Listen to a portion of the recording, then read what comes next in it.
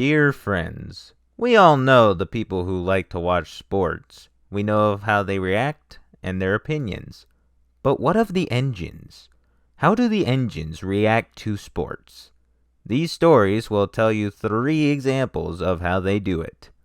The author. Thomas and the Jets Experience. One day, Thomas was resting in the sheds, as it was his day off. As he relaxed, he saw his fireman bringing over a television, leaving him confused. "What's going on?" asked Thomas. "Me and Keith are excited. Today is the start of our favorite football team season." "Oh, you mean Manchester United," Thomas interrupted. "Ought they be starting this early?" The driver and fireman laughed. "Not that kind of football," the driver chuckled as the fireman plugged in the TV. "It's American football, and they're starting their seasons today with all the teams." This left Thomas confused. "What's the difference?" he asked, at which the fireman came over as the driver continued to set up the TV and managed to do one of the most difficult things in history, explaining what American football was to a British person, or locomotive in this case. He had, however, done it so much to the point he was an expert at making you understand the game in less than 20 minutes. Soon, Thomas understood absolutely everything about the NFL and football as they neared the last teaching point. "Now, as to many Super Bowls each team has," continued his fireman, "the Steelers and Patriots have the most, tied at 6, although the Patriots did so under dubious circumstances." "6?" Thomas said, confused. "That's a rather low amount. How old is this sport?" "Well, technically it's been going since the 1880s, but the Super Bowl era of football started around 1967 to 1968, I believe, which brings me to the team we follow, the Jets." Thomas waited in anticipation as the driver flicked through the channels.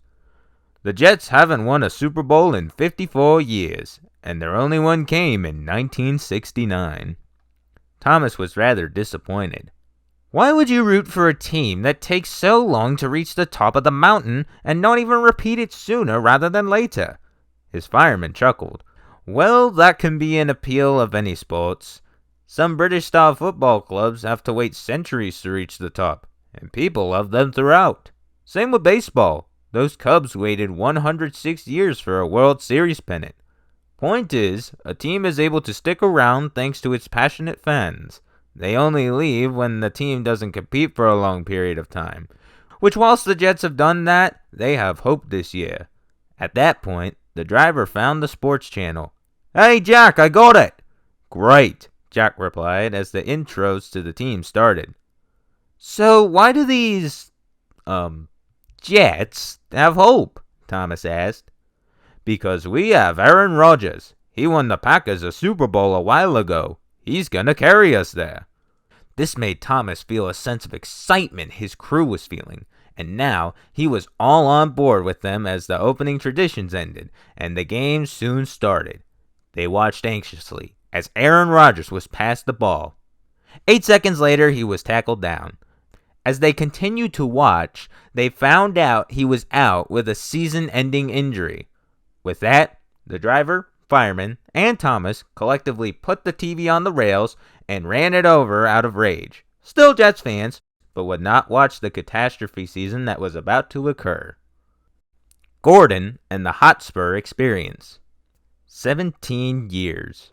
It had been 17 years since Gordon's favorite team, Tottenham Hotspur, had won any trophies or glory, and its fellow big engines would always make fun of him and his team in due course. Even after winning the Audi Cup in 2019, the jokes of the drought persisted and swang around Gordon's smokebox. However, the team had made it to the Europa League final, and at Tidmouth Sheds, the crew set up the TV to watch the game. Gordon made sure to position himself closest to the TV, being very nervous about watching this final. "Let's be real here," started James. "Man United are obviously taking this league. We're the best club in the world." Gordon suddenly felt indignation at this statement, shaking him out of his nervous state.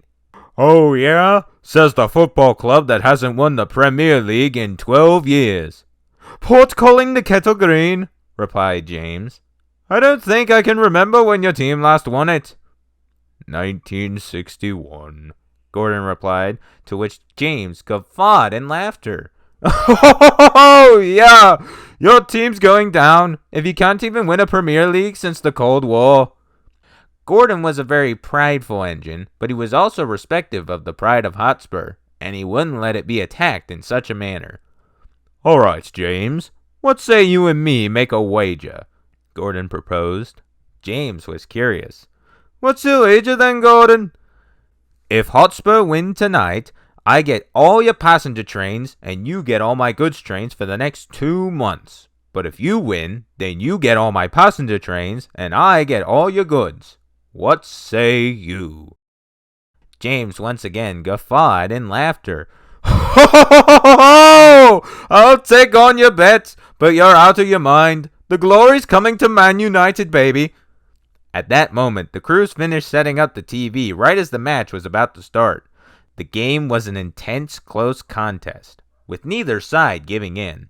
All the engines were watching, but they all knew it was either James or Gordon's team coming out on top. Then Tottenham kicked their first goal, with all but James cheering in celebration, as most of them weren't Man United fans anyway.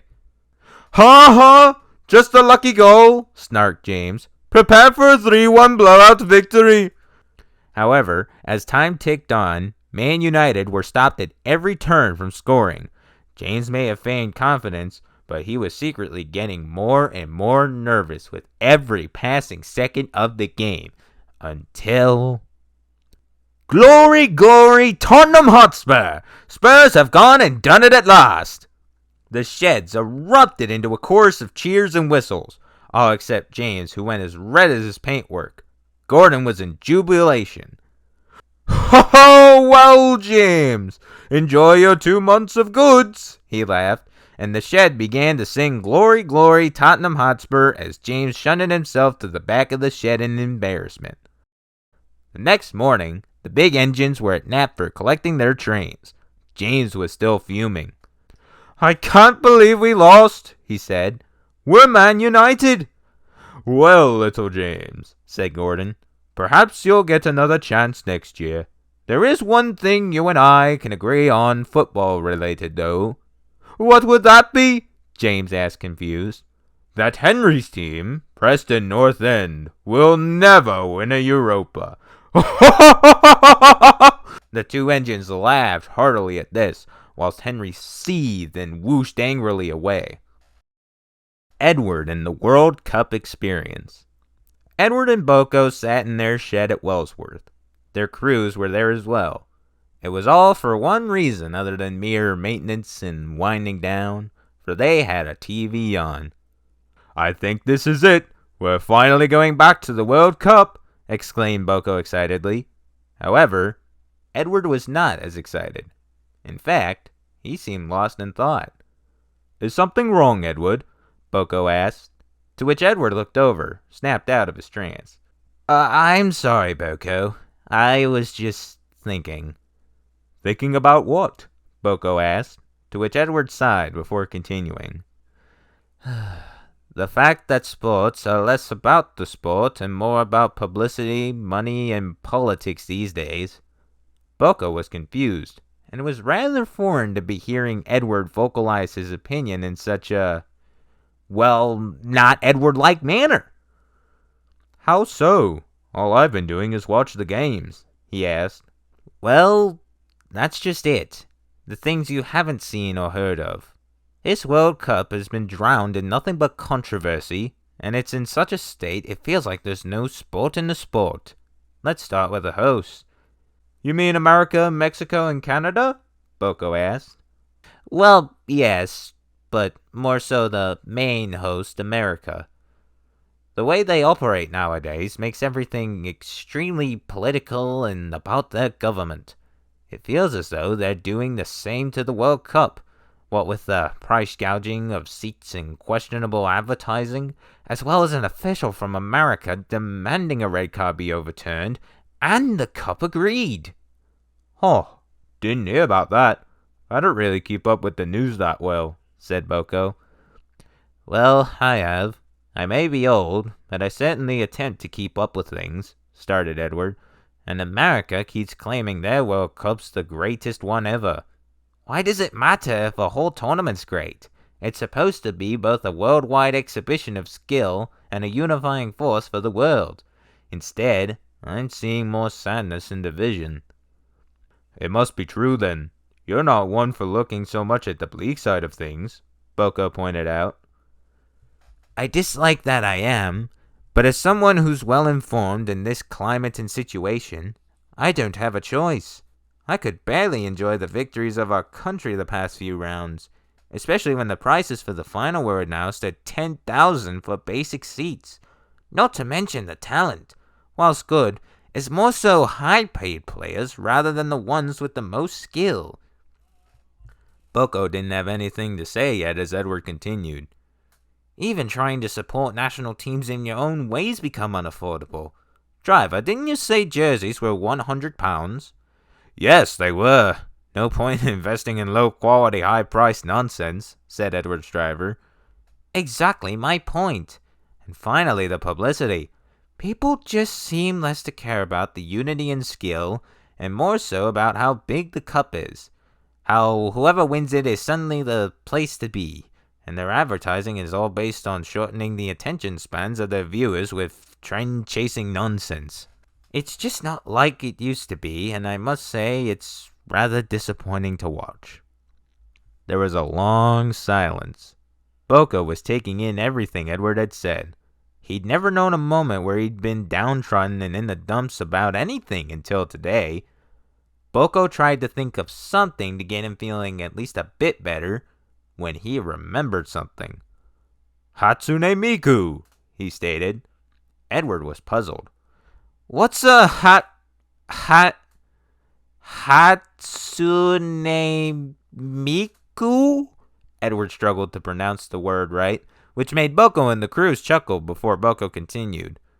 Hatsune Miku is a fictional character, who's in her own lore a Japanese pop star. In this World Cup, starting with Japan, there's been a whole custody battle with nations over who owns Hatsune Miku in the world of soccer. It was all made as a fun thing, and it has brought people together on the internet and in the stadiums. Many artists have made many versions of Miku as she's passed from country to country. Huh. Kind of like how we've been artistically interpreted in different ways ourselves, Edward pointed out. Exactly, and it didn't stop teams from outside the battle from making their own versions of Hatsune Miku. Even countries like Czech have people who made a version for her. I know everything's looking bleak in this situation for World Cup play, but even in the cloudiest and bitterest situations, there's always a silver lining, Edward finished, to which they both laughed heartily. Edward was smiling for the first time all night. Thanks, Boko. It doesn't make it fully all better, but I think I can at least enjoy the game again a bit now. Are we in this Hatsune